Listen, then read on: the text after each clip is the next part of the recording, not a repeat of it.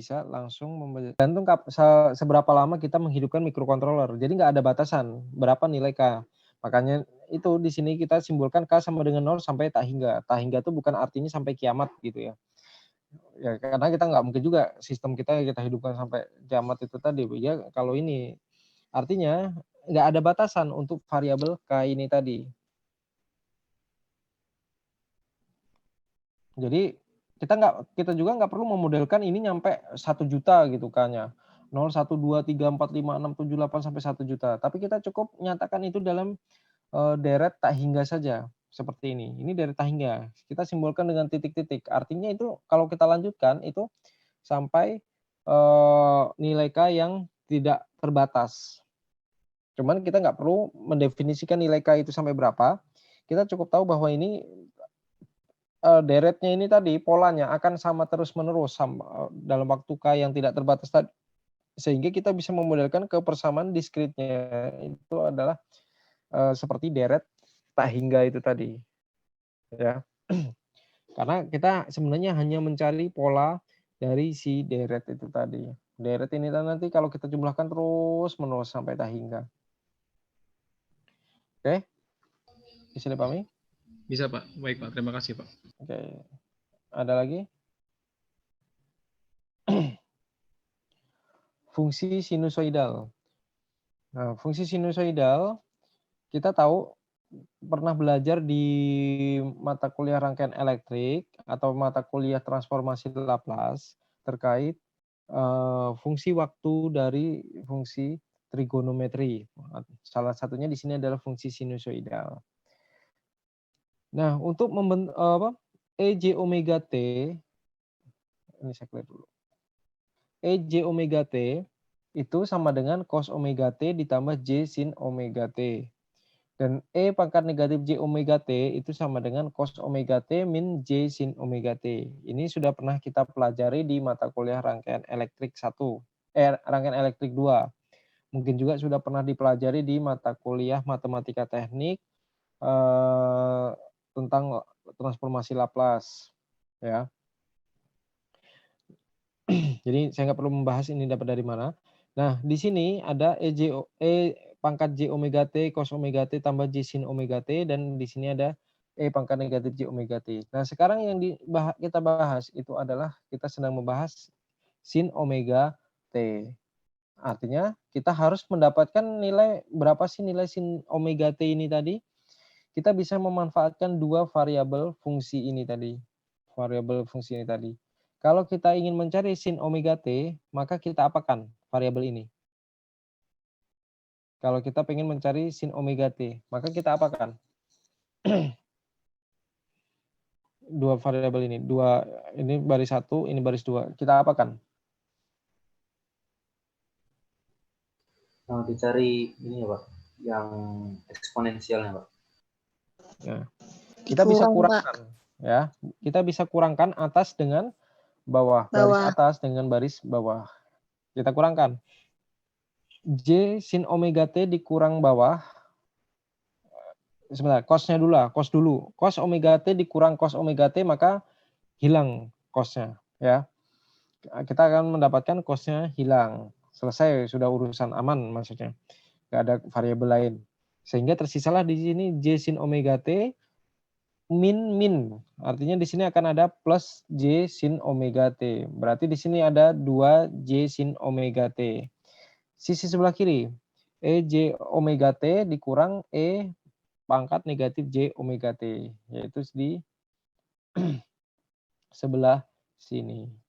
Nah, di sini tadi masih ada variabel J-nya tadi, yaitu 2J sin omega T. Sehingga di sini, supaya kita mendapatkan sin omega T-nya, maka tinggal hilangkan saja, bagikan saja. 1/2J E pangkat J omega T min E pangkat negatif J omega T.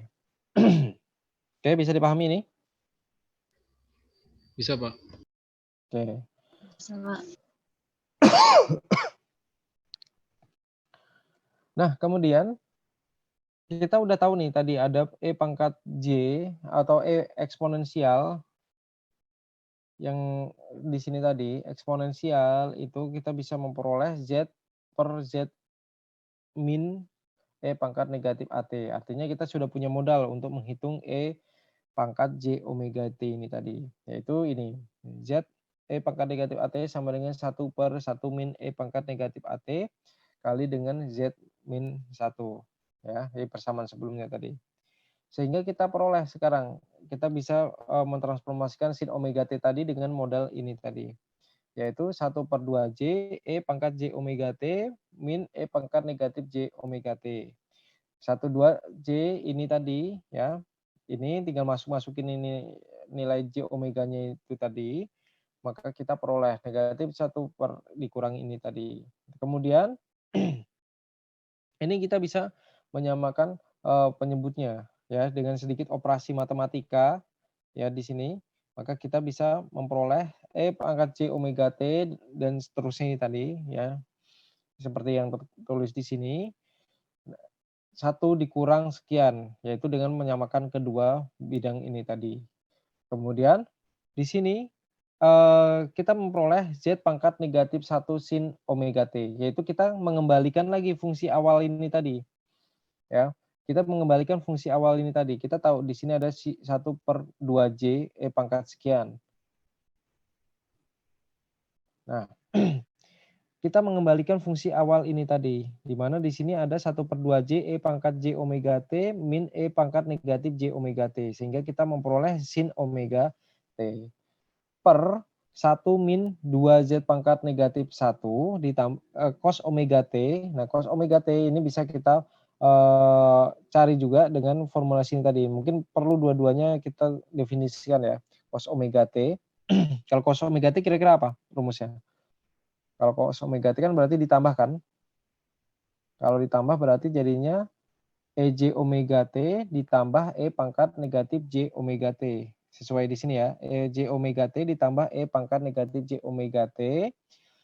Kemudian ya sudah itu aja kalau cos ya. Berarti di sini inilah yang diubah menjadi cos omega T-nya itu tadi. Kemudian di sini di sini ada 2 karena ditambah 2 cos omega T. Jadi di sini ada 2Z min 1 cos omega T ditambah dengan Z min 2. Ya, 1 min ini tadi. Sehingga kita peroleh Z, ini udah hasil ininya, terus kita konversi ke variabel, kalikan sama-sama kalikan Z, sehingga kita dapatnya Z sin omega T dibagi dengan Z kuadrat min 2Z cos omega T ditambah dengan 1. Nah, artinya di sini keduanya dikalikan dengan Z pangkat negatif Z kuadrat ya. Kedua sisi atas bawah dikalikan dengan Z kuadrat. Sehingga kita peroleh hasil akhirnya adalah ini. Oke, bisa dipahami? Ya, Pak. Ada yang Lumayan. tanyakan? Oke. Mungkin ini nanti aja. Saya jelaskan dulu. Nah, sifat-sifatnya, yaitu sifat-sifatnya dikalikan konstanta. Jadi kalau kita kalikan konstanta di sini, jika XZ adalah transformasi dari XT, maka ZAXT itu sama dengan AZXT sama dengan AXZ, di mana A-nya ini tadi itu adalah konstanta. Konstanta itu artinya tetap ya, konstan.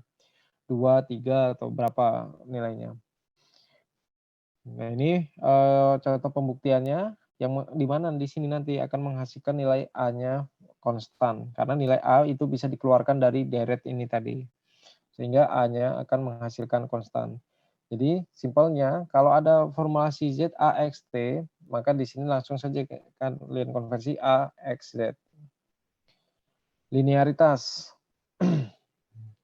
Nah, linearitas di sini artinya kita bisa menambahkan variabel AFK ditambah BGK ini tadi. Contoh di sini. Sehingga kalau kita konversi maka di sini XZ sama dengan AFZ ditambah beta GZ, alpha FZ ditambah beta GZ. Nah, inilah hasil ini pembuktiannya ya.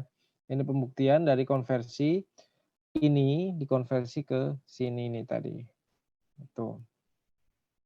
Dikalikan dengan A pangkat K. Kita kalikan A pangkat K, itu hasilnya itu adalah AK XK sama dengan A X A min 1 pangkat Z. Ya. A pangkat negatif 1 kalikan dengan Z. Ini kalau kita ada faktor pengali A kali dengan K. Ya, di sini hasilnya X A pangkat negatif 1 Z. Ini contoh pembuktiannya. Nah ini kalau dikalikan dengan A pangkat K. Di mana K-nya itu tadi adalah waktu sampling 0, 1, 2, 3, 4, dan seterusnya. Time shifting atau pergeseran waktu. Kalau pergeseran waktu, maka di sini seperti contoh XT min NT sama dengan Z pangkat negatif N kalikan dengan XZ. Ini hasil dari konversi dari domain waktu ke domain Z-nya itu tadi. Jadi kalau rumusnya XT min NT sama dengan Z pangkat negatif N XZ. Ini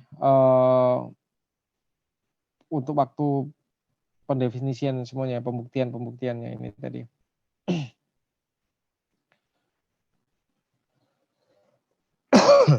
Oke. Nah, sampai sini ada yang mau ditanyakan dulu? Nah, ini kalau di kelas itu biasanya ini buat latihan. Nah, sekarang saya bagi kelompok ya. Cuman karena ini malam, maksud saya apakah mau dikerjakan ini tugas kelompok atau di apa namanya? Dilanjutkan minggu depan untuk ininya. Maksud saya gini, untuk tugas ini bisa jadi tugas kelompok ya. Jadi di sini ada 4 tugas.